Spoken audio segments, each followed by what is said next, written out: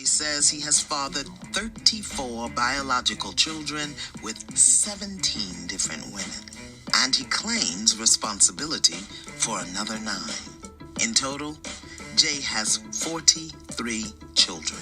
I would love to be married, and I think that that has a lot to do with why, I have so many children, because I would enter relationships just looking at it like this is going to be forever, this is going to be forever, this is going to be forever.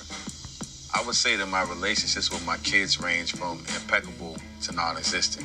My oldest daughter's 26, my youngest daughter's 3 years old.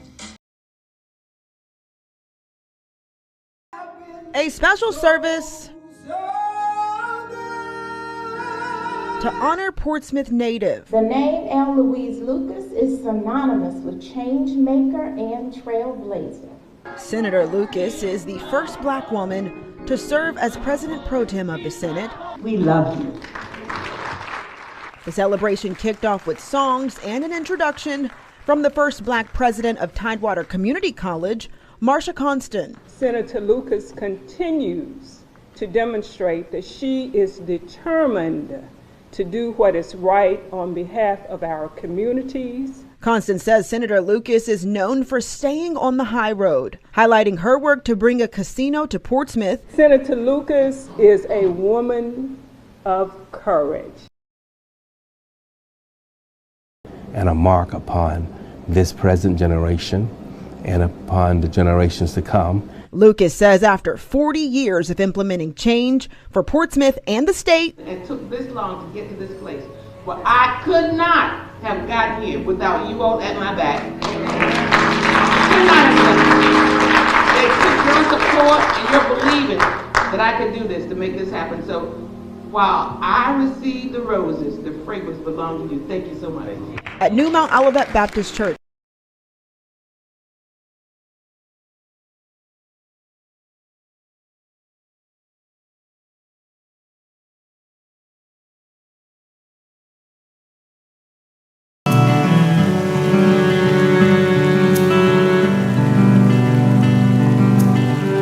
The story of Tuam, as yet, has no epilogue. It is bogged down for the moment in a distant corner of the county of Mayo in the far west of Ireland. It began with a project for a memorial for 795 human beings, 795 children who lie beneath a patch of ground in the town of Tuam. It has now been completed, engraved thanks to money gathered by Catherine Corliss from various charitable souls. Even the Sisters of Bon Secours have made a contribution. The sculptor can now reveal his work to Catherine, accompanied by Helen, the half-sister of Desmond, whose name is written on the bronze plaque. It's a bit ironic, actually. A staggering number, which casts a black cloud over the dozens of mother and baby homes that operated throughout Ireland. Tens of thousands of children were born in such places before being taken from their mother's arms. A deeply troubling story which began in the middle of the 19th century. Originally, the workhouse were actually very much about offering minimum assistance to people who were financially vulnerable. But unmarried mothers obviously gravitated there. And it's only when you see the rise of the Catholic Church in the 1850s and 1860s, when it becomes a really powerful institution in Ireland, that there's this push to code these places morally. And the Catholic Church is very much at the forefront of saying, if unmarried mothers are being accommodated in the workhouses, then they need to be separated from all the other people because they are morally contagious. She is the one that has to be hidden now because her existence belies the idea of Ireland as morally pure. When Ireland became independent in 1922, the Catholic faith became Ireland's standard bearer and the embodiment of national identity. Virginity was idealised and pregnancy out of wedlock seriously stigmatised. Women who transgressed were taken in considerable numbers to the notorious Magdalen laundries, where they were sentenced to hard, free labour under the strict authority of nuns in order to expiate their sins. And there was a huge emphasis on building a secure nation distinct from Britain.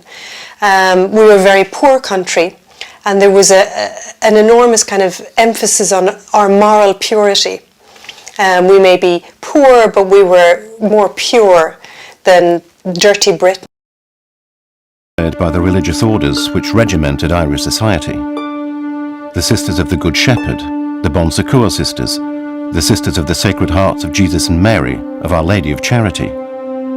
The state entrusted the Church with implementing the young nation's social policy, and it imposed a moral straitjacket, often with the Sisters of the Good Shepherd, the Bon Secours Sisters, the Sisters of the Sacred Hearts of Jesus and Mary, of Our Lady of Charity. The state entrusted the Church with implementing the young nation's social policy, and it imposed a moral straitjacket, often with the active complicity of Irish citizens.